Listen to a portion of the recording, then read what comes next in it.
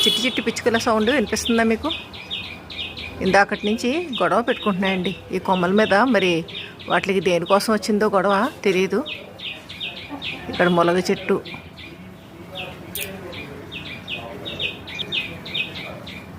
పైదాకా గెంతుతున్నాయండి. ముందు మామిడి చెట్టు దగ్గర నుంచి మొదలైంది వ్యవహారం.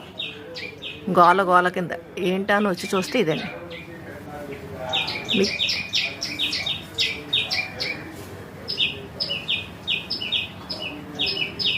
గూడు కట్టుకోవడం కోసమేమోనండి గొడవ.